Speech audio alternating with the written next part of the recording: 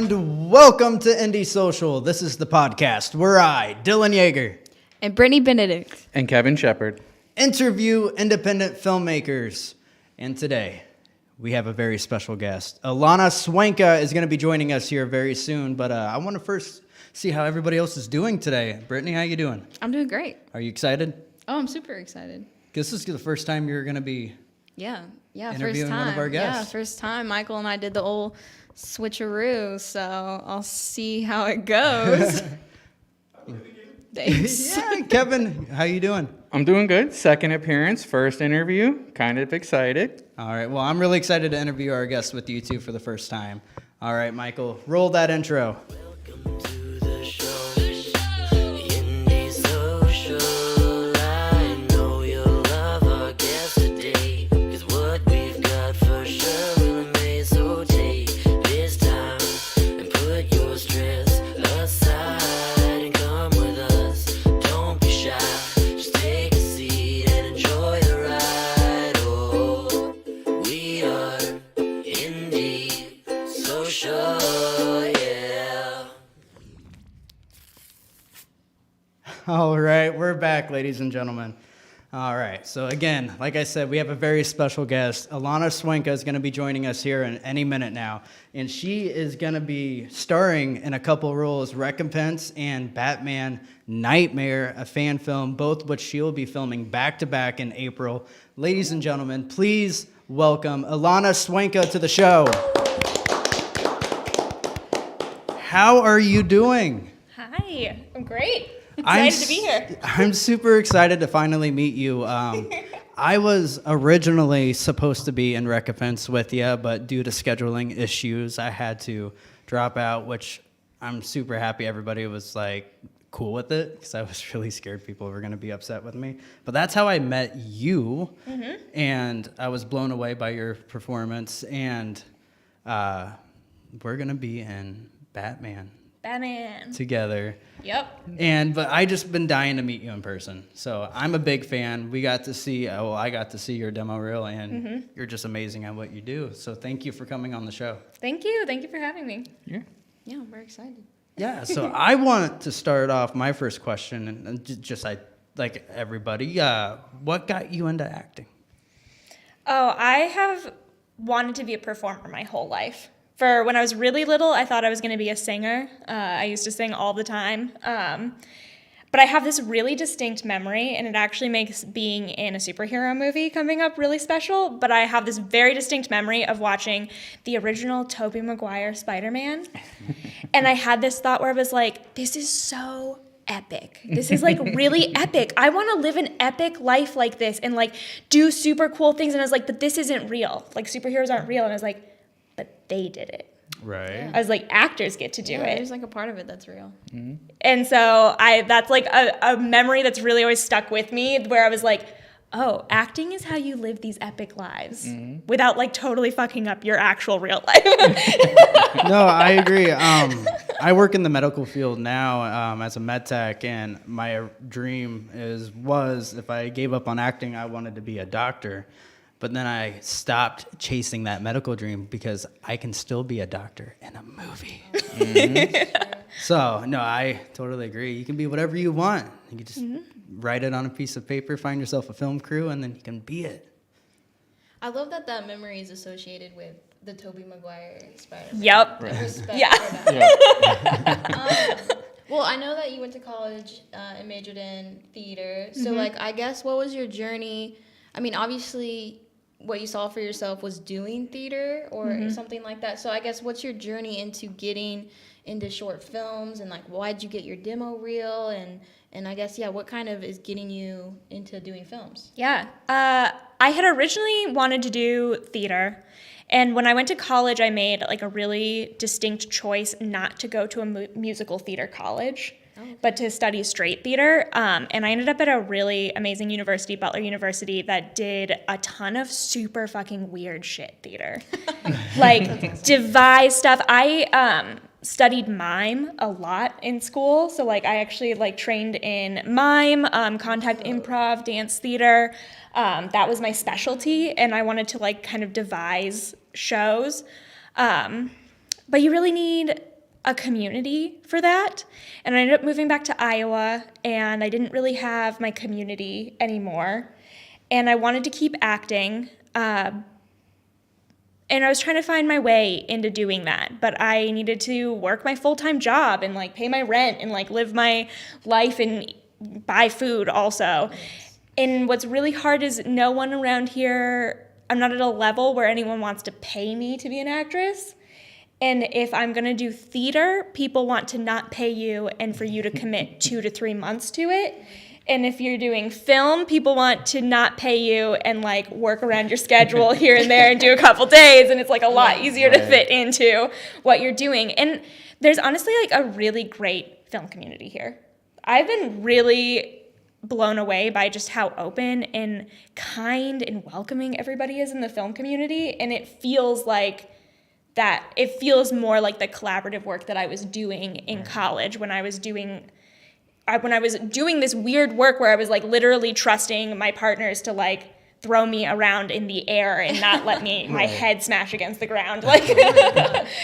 So that's why I kind of moved into film.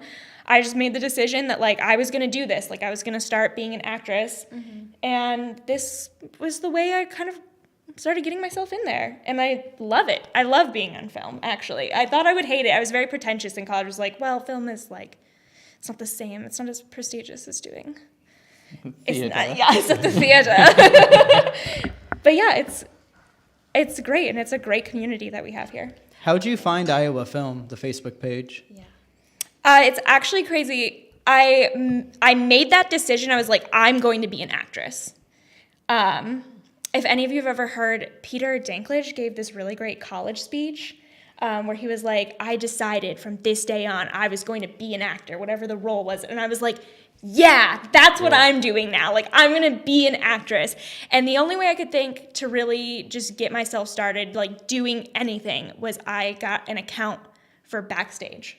Okay. And I started just applying to things. And I got invited, actually, by Dinner Detective to apply for a paid acting job in Cedar Rapids, where I do these, like, murder mystery dinner detective shows.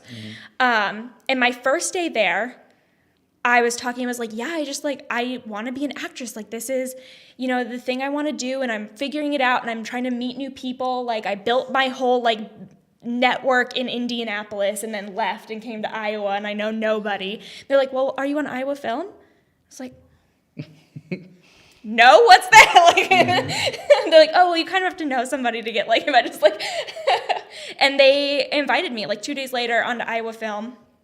And, like, 2 days after that, I responded to, like, a random call of, like, somebody being like, I need somebody out in Cedar Rapids for a shoot today. And I was like, all right, coming. And it's been snowballing since then. It's just been really going. Like, Iowa Film really, like, opens up so much. And I think everybody has that Iowa Film moment where they're like, they found it. And then now it's like they found the community, Yeah. No, and, like, there's nothing's ever going to stop Iowa Film because, like, even when COVID happened, like, we found a way to make movies. Like, nothing's going to stop us. Yeah. Yeah, they even actually, Hollywood stole one of your ideas because you were the first one to make that comment about the cell phone movies. Right. And then I remember you were doing that. We watched a few of them online, and then I don't remember who it was, but I saw a post out in Hollywood, and I sent it to you, and I was like, did you get any copyrights on this idea of yours? Because then they started doing it out there. I mean, it was on the news. Mail it to Right. yourself. Is that proof that I started you it? think, but yeah, I don't know. I just thought it was kind of funny. So yeah, I mean, they keep themselves busy. But you had said that you were looking to do acting, and you were determined to do that, and then that led you to do the demo reel. So if you can elaborate a little bit on that and give us the backstory there. I wasn't sure about the demo reel. Like, I was just getting into film, figuring it out, and that very first shoot that I was on was a project with young creatives, actually, who were amazing to work with and very professional, but they had Stephanie Schneider on that set as an intimacy coordinator and actress.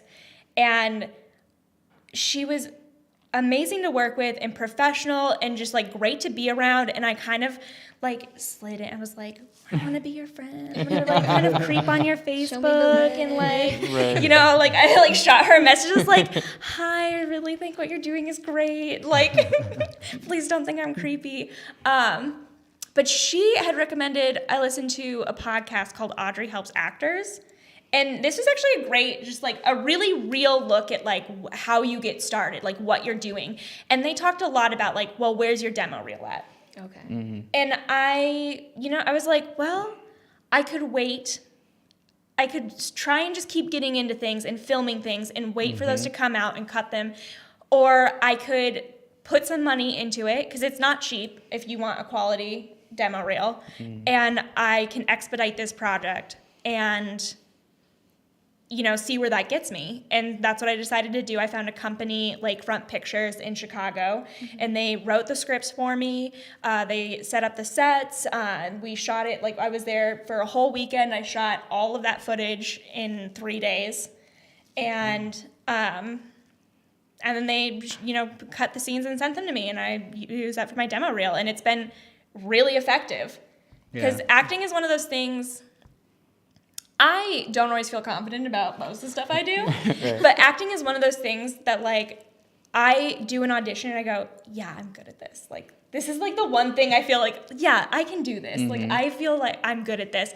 And it's been really effective to, instead of just reaching out to people and be like, trust me, I'm good at this, audition me, to be like, hey, here, look, here's my demo reel. Like, here's me doing something.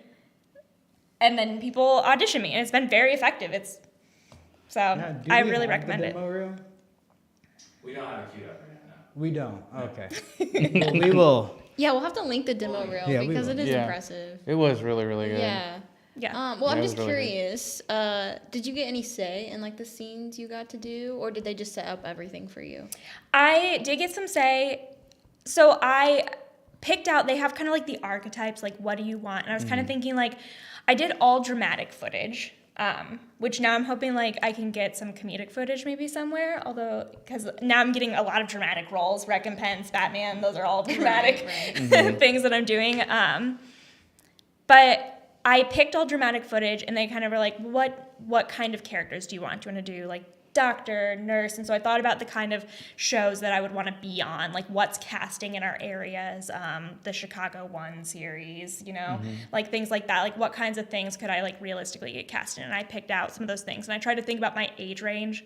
I had an agent at that point with Peak Agency, Oh, and I okay. said like, what is your biggest casting? And they said mother, like get some footage that you're like a mother. Oh. And so I really requested that scene. That's smart that you had like input from Peak Yeah, Agency they were and like, stuff. we cast, yeah, they were like, mothers is what we cast. Like, if you can get to convince people you're old enough to be a mother, then we can cast you more. Right. You've So- been very smart about this whole thing. Like knowing to do the demo reel. I don't think people realize that. Like maybe feel lost. Like, well, I'll never get a demo reel if I don't get casted or whatever. But you're like, well, I'm just gonna sidestep that and just go get it made myself. And I think that's so smart. I don't think people realize they can do that and reach out to people to help them make a demo reel. I've never even thought of that, to be honest Yeah, with that's you. smart. Yeah, and I highly recommend it. It's been really effective. Yeah. So, and like if there's people in Iowa who are thinking about doing that, I don't know if there's a more local company who'd be interested in doing that, but I use Lakefront Pictures. They're right out of Chicago. And they were really great to work with. They have been doing a ton of stuff. Like they just got a movie picked up that they're about to cast. So like they're also just like cool people to know. Oh, cool. Yeah, like yeah. So, and within your demo reel, which, I guess you would say, which scene was your favorite? The one that I put right at the beginning, which is my doctor scene, I thought was my strongest scene altogether. So that's why I kind of put it right at the top there. If you end up watching my demo reel, and I think a lot of that had to do too. I had a really great partner on that scene. Me and him like really clicked really well, and he's also a very good actor. He's been on Chicago Med. Wow. He really talked to me too. Like I hadn't been on camera that much, and he really helped me be like, okay, so think about, you know, like your eye lines right here. And a thing that I work on is when coming from theater, I like to talk really big, like with I move a lot, and when your frame is here, that looks really chaotic and crazy. And so that's something that I had been working on and thinking about, and he really helped me, with tips on that, like how to kind of, keep that focus right in. And so I just think that scene came out really, really well. It did. Well, and I thought the cinematography on that scene looked really good. They Yeah. did do you good. Oh on my that. God. And Yeah. that we were like in this tiny little hallway. Oh, So like really? that It was looks like so literally legit. a closet. The poor guy, Ryan, who is the camera guy for that, he thought he was gonna be able to set the camera up on a tripod, and then the hallway was too tight, and so he at the last minute had to shoulder it. And he was just there, like, really, like, holding that camera. We were all like, "Are you okay, Ryan?" Like, Right. it was so heavy. But, yeah, no, they did a great job. Yeah, because I remember watching the demo reel and I was like looking at your IMDb page and there was the recompense and that was it. And I'm like, oh, so she has all these projects that are coming out because there's all these scenes, there's all this. I'm like, her library is going to be huge in the It's next so year. smart. Like I didn't It's just realize, so but yeah, smart. that's genius. Yeah. Yeah. We do have a question. First of all, Ryan Swenka. Woo, my wife. That's what he said. He's out here Big supporting support you. from the conference room. Michael Minard. He said, as a filmmaker, I've met a lot of theater snobs that look down on film for some reason. Why do you think that is? And what advice would you give to anyone that may think that way? I think it has to do with like the idea of education. So like I went to college for theater. You go through like theater history and they spend a lot of time drilling these ideas like all of theater history, all of theater technique. And that exists for film too. But if you don't go to school for it, you just don't learn. You cut that all off. And I think that you have to, there's technique in everything. Mm-hmm. I mean, everyone who's making anything right now, the baseline is you have to be good. Like, the baseline is you have to be good. The people who are making stuff and that it's getting seen means that they're doing something above that. Mm-hmm. And like paying attention to everything. And I think filmmakers, there's a lot more of this idea of like the self-made person, like you're learning it on the spot. And there can be snobbery around that idea. Like, you didn't train for this. Mm-hmm. But it's not. I mean, I think everyone has to have openness about what they're doing. And you can lead a horse to water, but you can't make them drink. And if people want to be snobby about things, they're probably not going to go very far and work with a lot of people very productively. Right. I got the demo real queued up if you guys want to watch it. Yeah, let's. Check it out. Yeah, let's look at this show demo the reel. We've been viewers. talking a lot about it. Alright, we'll switch it.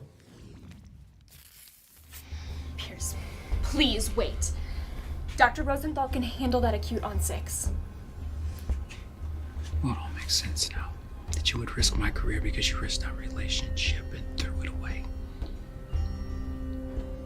Now again, you put me in a position where I have to choose between the life of a man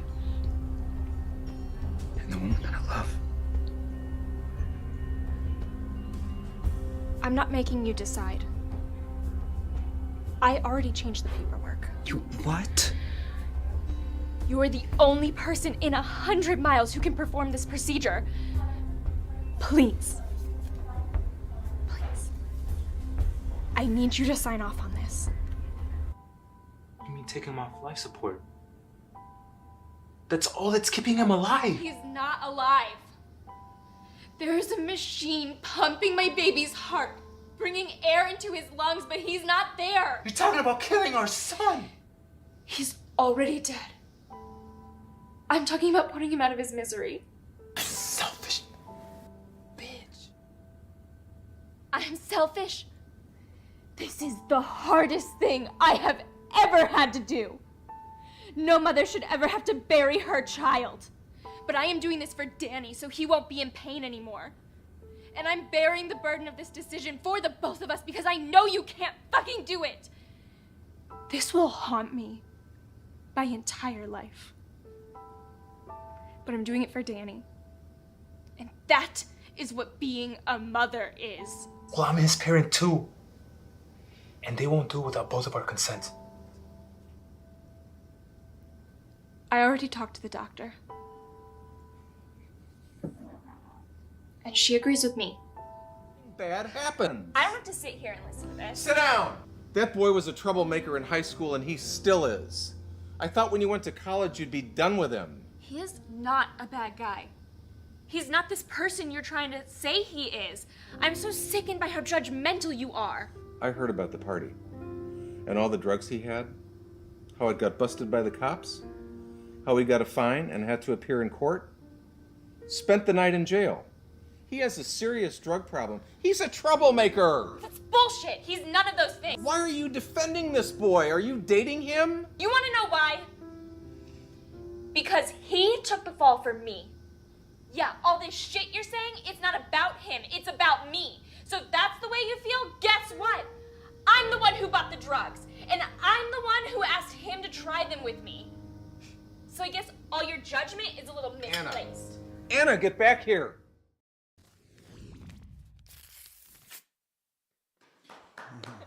We love it. Oh, we wanted to ask, when you made that, was there like any sort of director on set with you guys, or did they just kind of like let you navigate yourself and do your own thing without any sort of feedback? Yeah, so Jennifer, who is one of the co-owners of that company, Lakefront Pictures, she helps direct on set. She's also the person who writes the scripts. Oh, cool. So yeah, she's definitely there helping direct. I think she's really good about, I think she gave me a lot of space to kind of do what I wanted to do. Yeah, it is for you. So. Yeah. Because, again, I'm paying for a product that, so. But, yeah, there is somebody there to help, especially, there's another actor involved and, making sure everybody's working collaboratively. Yeah, and I always think it's helpful, even in, actor-director, if you're acting in it and you're directing it, I always think it's helpful to maybe have someone else look at it. Yeah, you need another pair of eyes. Oh, yeah. See yourself, so. Yeah, that's really awesome. So I want to know, who's your biggest inspiration as a actress or actor? Oh no. Is there anybody in specifically that you kind of go to? You get a certain role and then I need to watch some of these movies because this person really sparks that fire for me. I don't think it's just one person. I pull from a lot of things. And I think there's so much value in all kinds of different techniques. I don't know that I could put my finger on one thing. Mm-hmm. I've been really obsessed lately with all of A24's work. Mm-hmm. I know a lot of filmmakers have everybody's talking about A24 all the time, but yeah, I think that just anybody who really takes the time to put themselves out there really honestly. Yeah, those performances. They're the ones that people talk about, What about you, Kevin? Yeah. I don't know. So I guess when you made the comment earlier that you were I'm going to be an actress, and then that led you towards a demo. What led you to go that route? Why did you know what I mean? Why did you make that sudden choice to just, I'm going to be an actress? And then what led you to go that route of the demo reel? Yeah. I had gone to college to be an actress. I'd wanted to be an actress. That's that was my dream. That's what I wanted to do.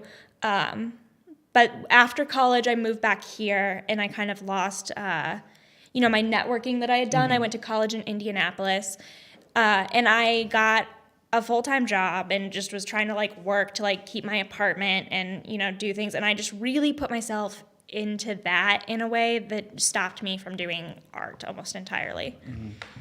Mm-hmm.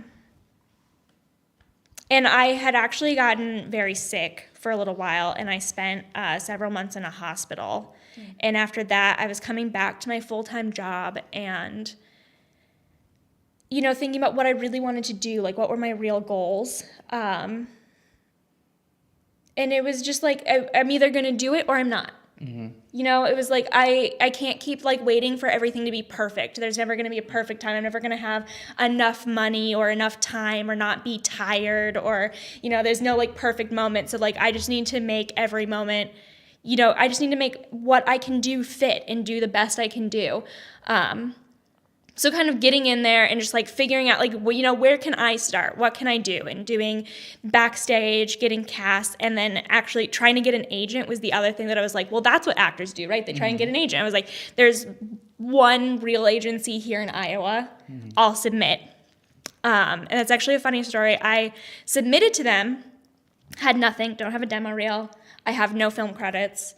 I have like my theater school history.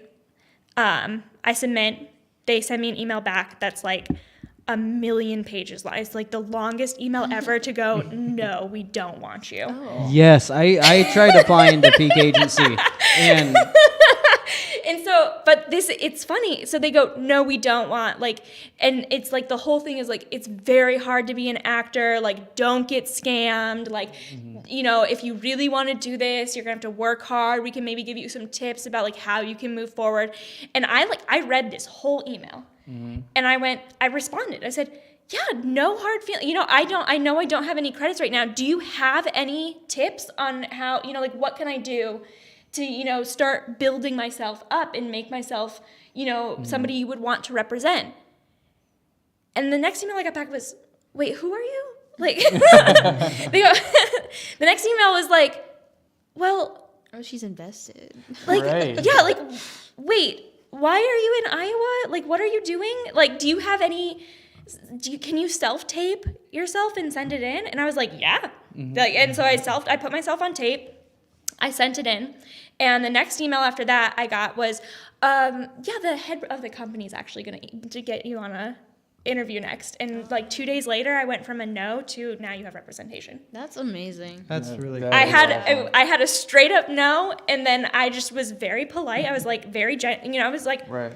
yeah, of course. Why would you want to represent me? I haven't done anything yet. Like, and that seemed to be like a really positive attitude that made a difference. Yeah. And 2 days later, I had representation. That's awesome. That's amazing. You're a go-getter. Yeah, I really love your thought process. Are you familiar with like the law of attraction?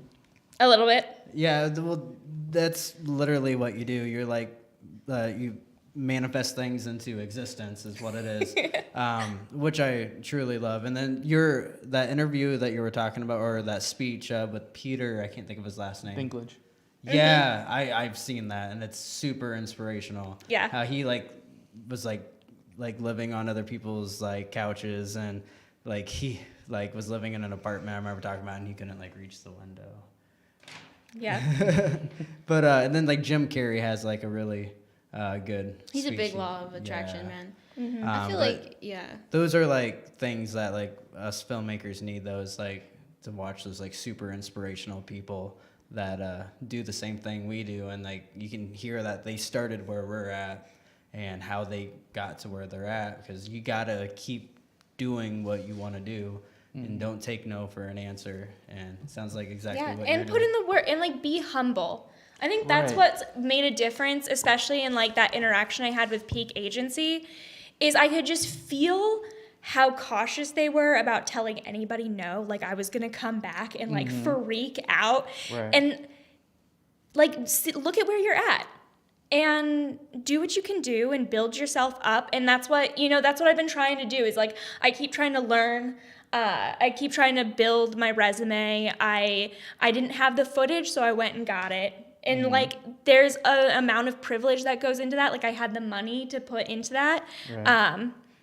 But like that's what you have to save for each thing, consecutively then. Like you just have to, keep trying to do that work. And if I hadn't had the money, then it would have been, well, what can I film myself? Like I guess I'm going to make a web series. Like Yeah.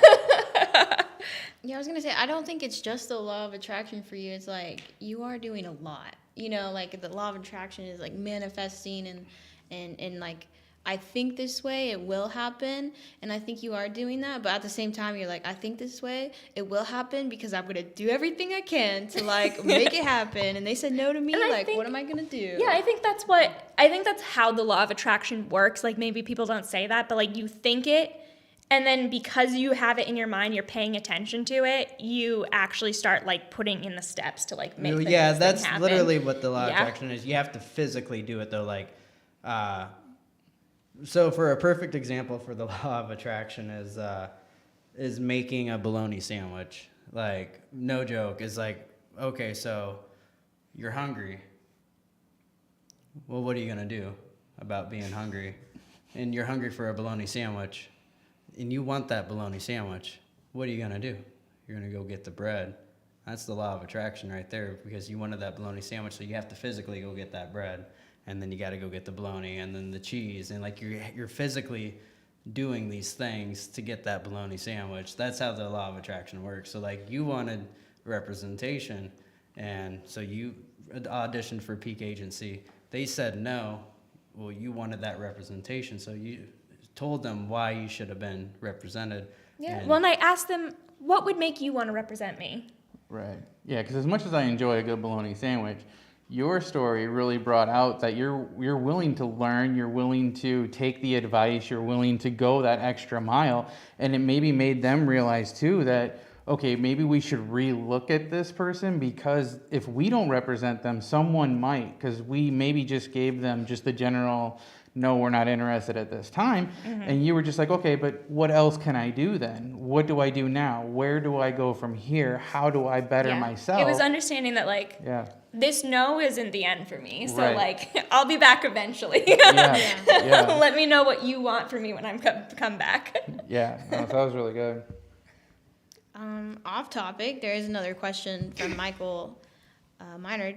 In theater school, do they teach you to be super expressive with your eyes because of the distance between your viewers? Because I'm impressed how easily you express your emotions. I would say not that specifically. I actually, before I was ever in college, I took these acting classes with a local person, Saffron Hankey, who is an amazing actress. If she has the kind of energy, like when she walks into a room, you like feel that she's behind you. She just has really amazing energy. And I have always remembered a lesson that she taught when I was in high school, just like learning from her about like pushing your energy out. And especially like with like little things, like, you know, like you look at somebody and you don't have to be like, I'm happy, but like you go like, you feel that and you push that energy out and people know what you mean. Or like, I am in love with you. But like, if you just look at somebody and you're just like, you know, like you push that energy out and you feel it. And that has always really stuck with me. And I think that has made a difference for me personally, transitioning from theater to film.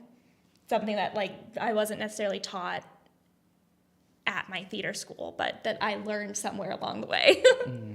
Do you ever miss theater? Yeah, I really miss.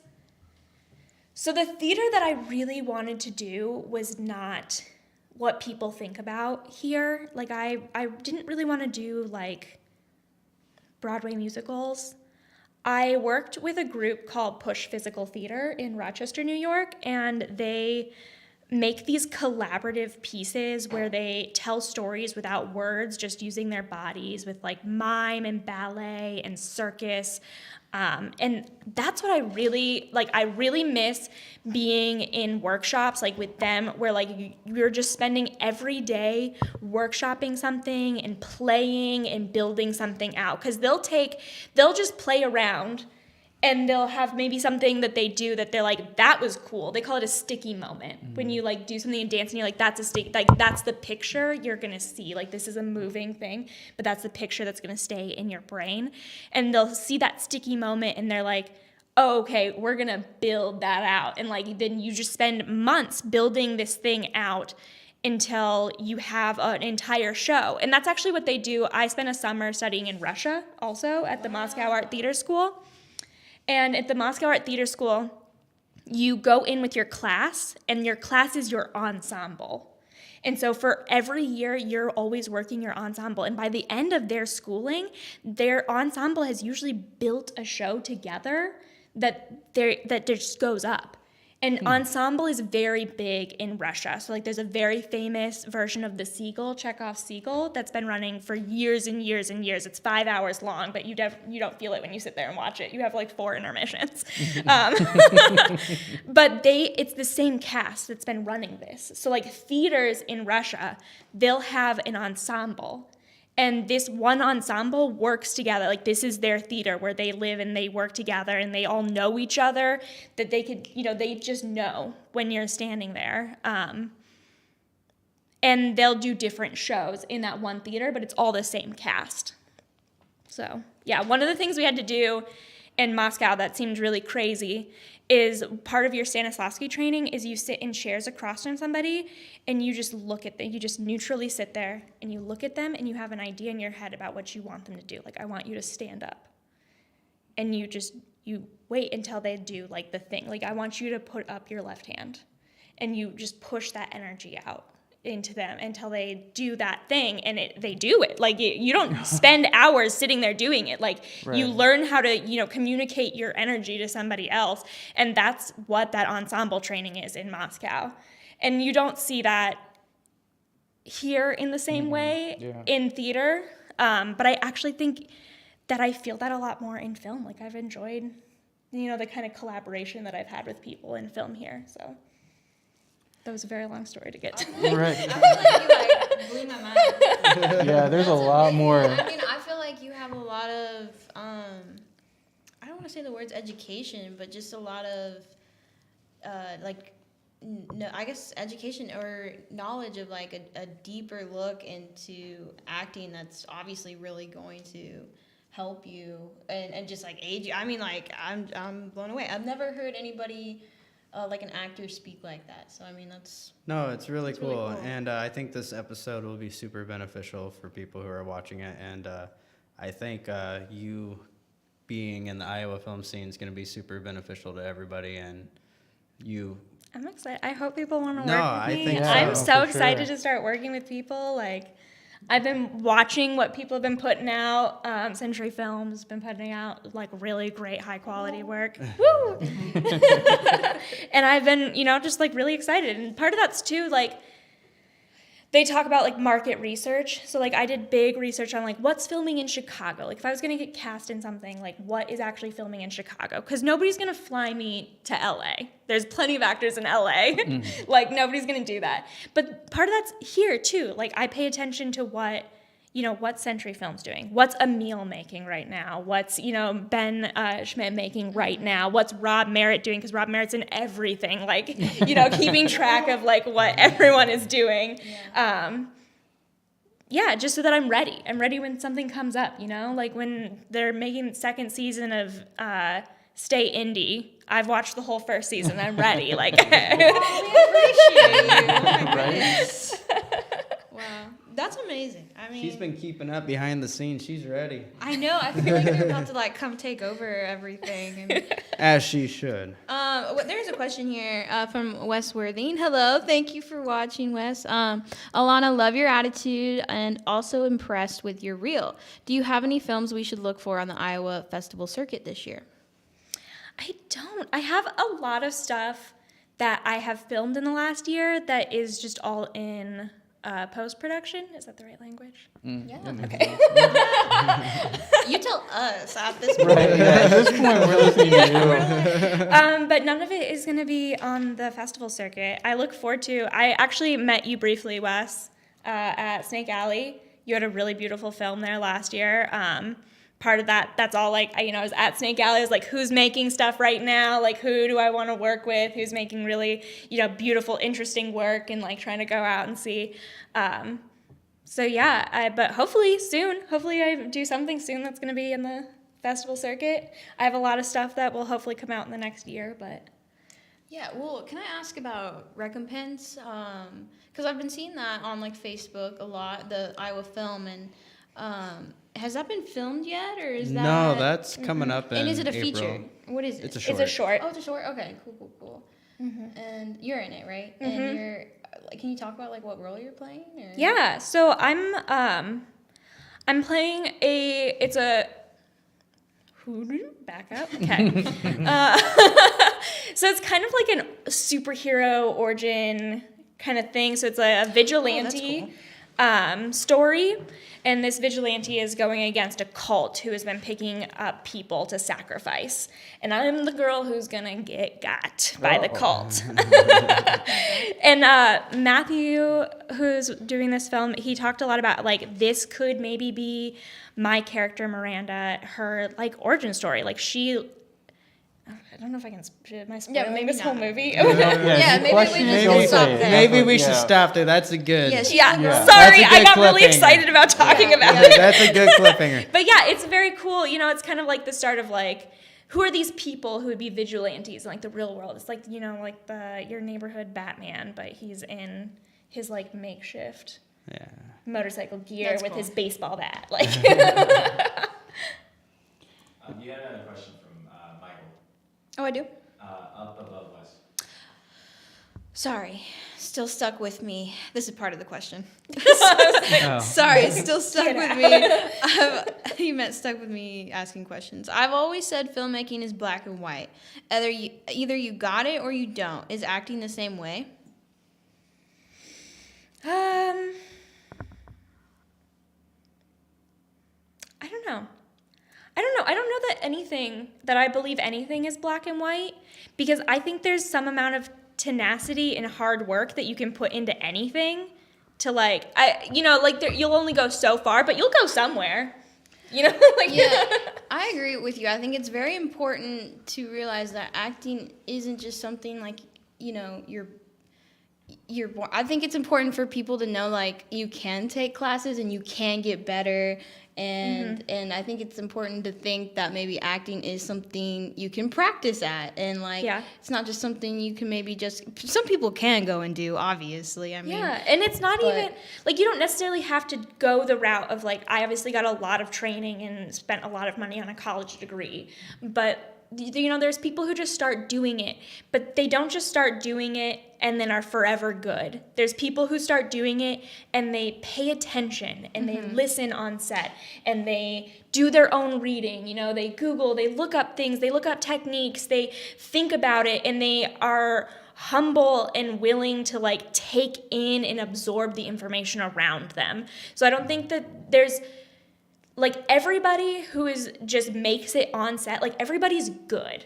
That's the baseline. Like nobody wants to put you in front of a screen if you're bad. Like you're baseline good. But the people who keep going are the people who put in the effort and really work and are listening and figure out how to make themselves useful on set and like, you know, pushing forward. So yeah, I don't know if the right way to say it is, but like acting, I don't think is just a talent, but it's like a skill you can, you know, work at and get better at. Wes Worthing said, "Thank you, Alannah. 2023 will be your festival year." There you go. Thanks. Now, For sure, though.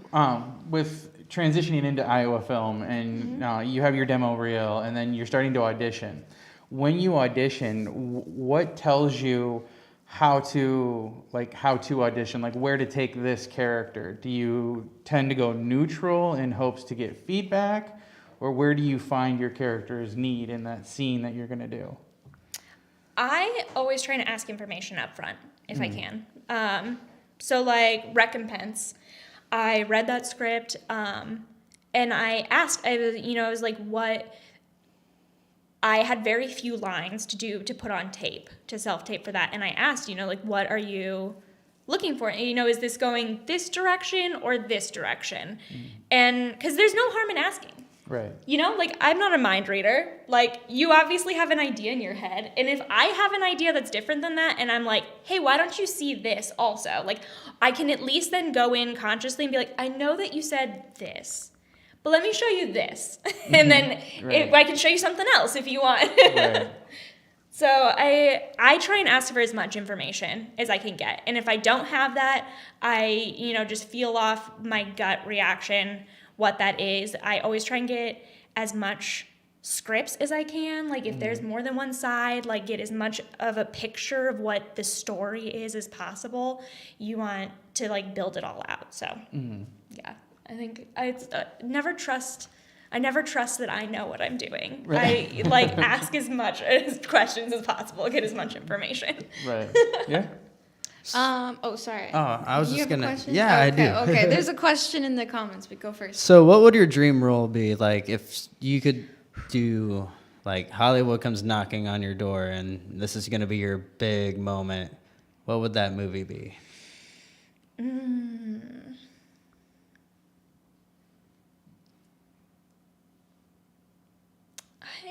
I always said the roles that I always wanted to play were Margot Ralph Spiegelman from John Green's Paper Towns. If you know that book, I feel I have like a really strong connection to that character. I actually did my whole senior thesis show in college off of that book. Wow. And I devised like a piece based off of the ideas and metaphors of that story. But she's kind of a character that's similar to that more people would know is like Daisy Buchanan from Great Gatsby. Okay. It's like the girl who is idealized, but is breaking down the idea that they are supposed to be perfect because you believe that they're your manic pixie dream girl. That's the kind of character I want to do. They made a movie out of that, right? Paper Towns. They did. And who played? Do you know who played that? Delavine. Yes, okay, okay. Did you like her depiction of that, or?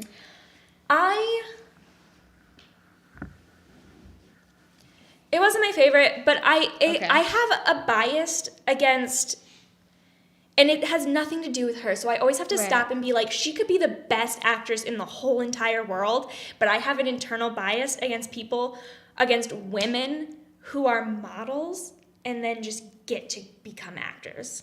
Gotcha. Because was she a model first? Yes. Okay. Because I want us as a society to be better about depicting women on screen who are like real women. Yes. 100%. Oh, hey, Matt. Do you know how to pronounce Matt's last name? Anybody? I've never had to. We're so I've sorry. Just seen it written. We're so sorry, Matt. Foken? Maybe?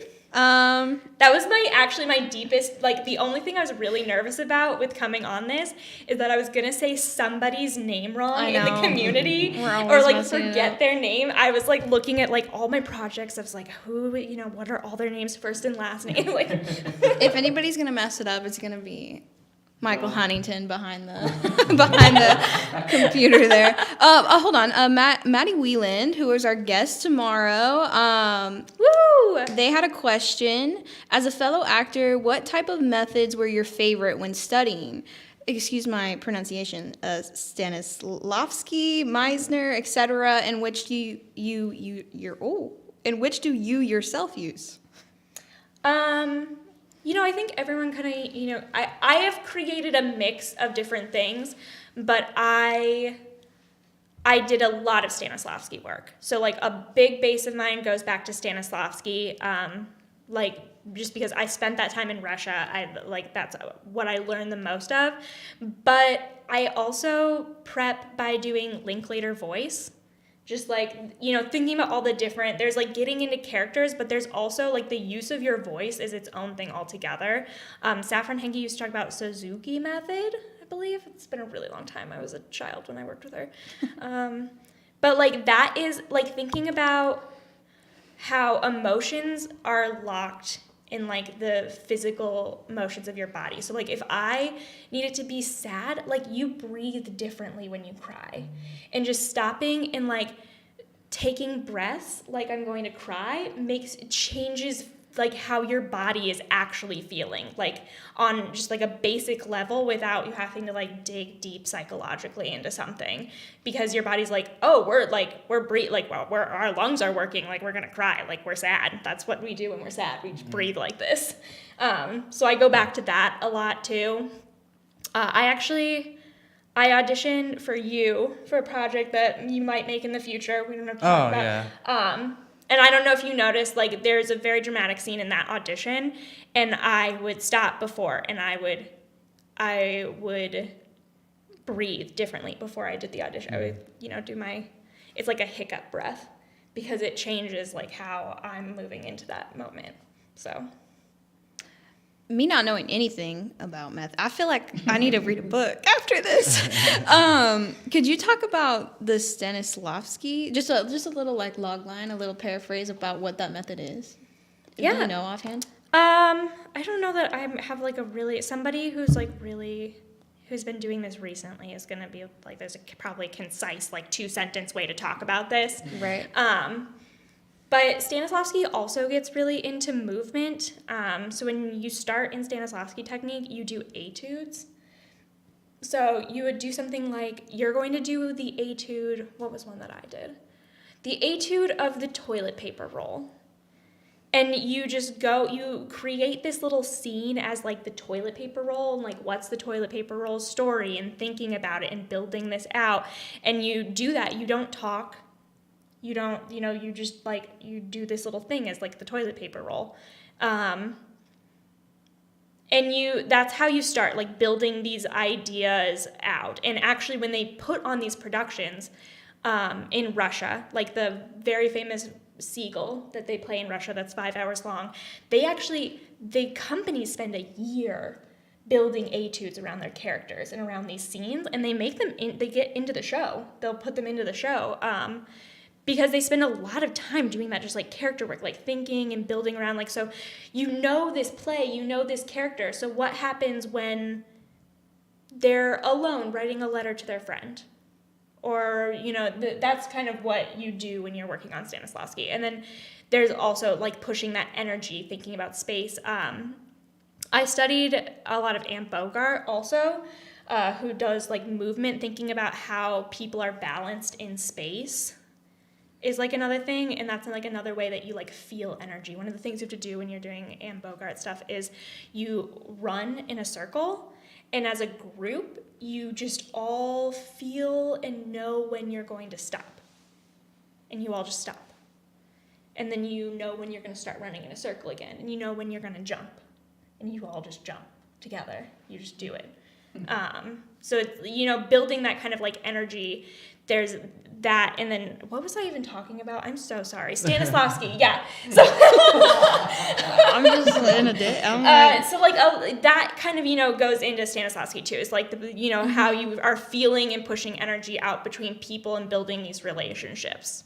That's amazing. Well, okay, this is a selfish question. I'm sorry, guys. No, you're I'm like fine. asking all the questions. This is a selfish question, but I'm very interested in what you're saying. So do you have like a and this is for maybe like Maddie Wieland and Wes Worthing. Does anybody have like a book recommendation for someone who would be interested, or a recommendation for like source material to like learn more about this stuff? Because I feel like when I like directing, I just think it'd be so interesting to know more about this acting, like these methods and anything like that. Do you have any recommendations? Oh no. That's okay. If anybody in the comments too, maybe can just that's a selfish one. You can think on that one. Like I can picture my bookshelf where I have like all my books from college that are like, I'm one of those psycho people who puts like little like tabbies in all my books wherever I think something important is, and they look crazy. But I can't, I know that Anne Bogart has a book that's very good that is on my shelf that I can't tell you the name of. There's the main Linklater voice technique book, which is very good, but yeah, I'll have to circle back and like hit me up. I'll come into the comments later and be like, this is what they were. I took it from like podcast to just a conversation. Matt did say it's Fokin, and he said thanks for not spilling the beans. Sorry. Sorry. No, I think in a good way. I think he meant you. I think you saved it. I got really excited to talk about it. That's awesome. Oh yeah, you're. Did we talk about Batman Nightmare yet? That's a role coming up. Did you want to talk about that role as well? Yeah, we can. Yeah, who you playing? Who you playing? What led you to that role? I am playing Oracle. which is Barbara Gordon. It's an arc of Barbara Gordon when she stops being like Batgirl and she becomes paralyzed and becomes their like computer tech. Are you familiar? So Michael and I are helping out on that film, Batman Nightmare fan film. Dylan's in it as well as the Riddler. That's coming up. We're starting to film that soon. I feel terrible because I know none of the characters. So are you familiar with your character, or was it somebody you had to get familiar with?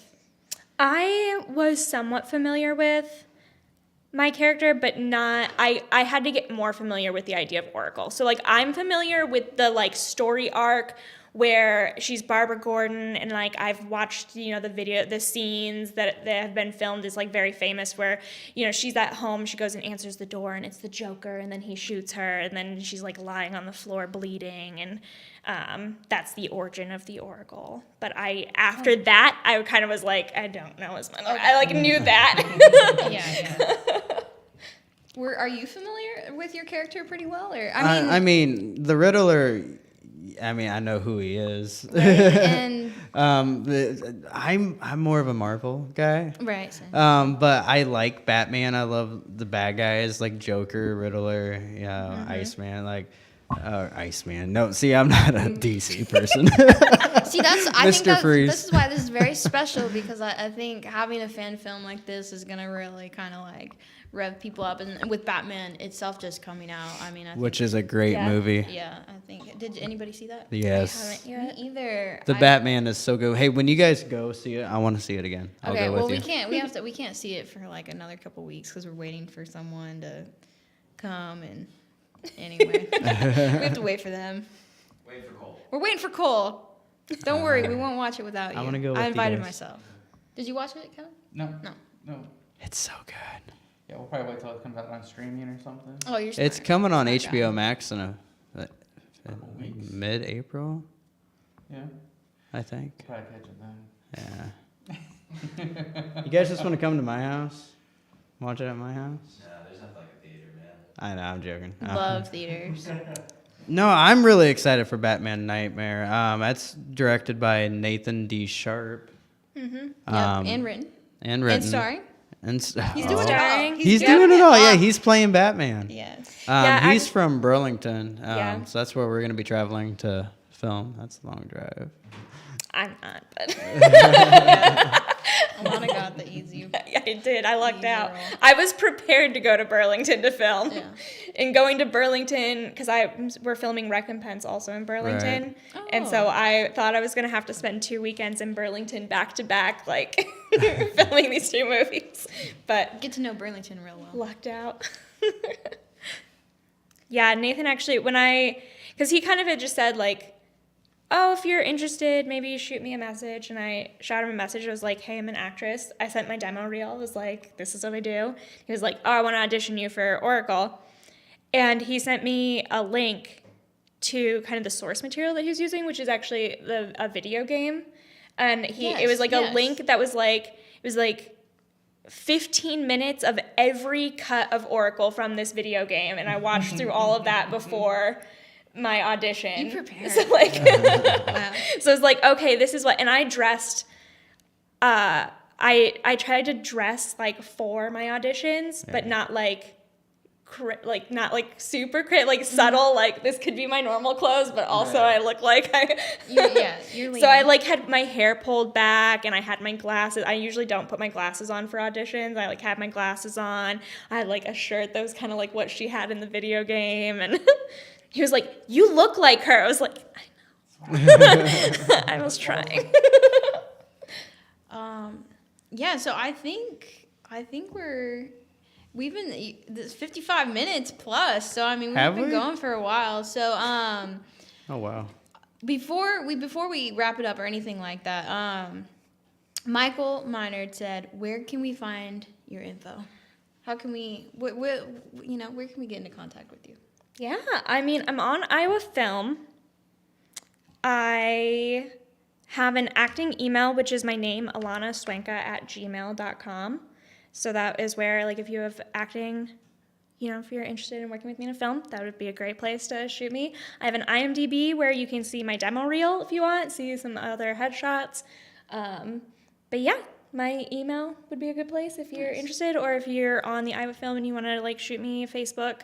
I'm sometimes really bad about trying to see those messages from people you're not friends with. That always confuses That is hard. me. You gotta go to a different You screen gotta go to like a to whole get new it. thing. Yeah. Every once in a while I like dig into that and I'm like, oh damn, this person wanted to give me a job like 3 weeks ago. Do you guys have any last minute questions? Yeah. This is a traditional question I like to ask before the show is over. If you could go back in time and look at or speak to yourself beginning, what kind of advice would you give yourself? Things will never be perfect. I'm a perfectionist by nature, and that is the big thing when I made the decision, I'm going to be an actress now, that I had to decide there's not a perfect time. You're never going to have enough money, enough time, enough training, enough anything. Like, you have to just start trying. And I wish that I had done that years before. Like, you can't wait for the situation to be perfect. You just have to take what it is and do the best that you can right now, because you're never going to be 100% prepared. Be okay with failing and learning and moving on. Yeah. That is so important. Yes. Well, thank you so much for coming on our Thank you show. for having me. I'm like, you kind of like Mesmerized us. Yeah, it blew my mind. This was a fun episode. Thank you. Thank you so much for having me. Yes. This was really great. It was such an honor. Yeah, so everyone, you know where to find Alannah. She's on Instagram, Facebook.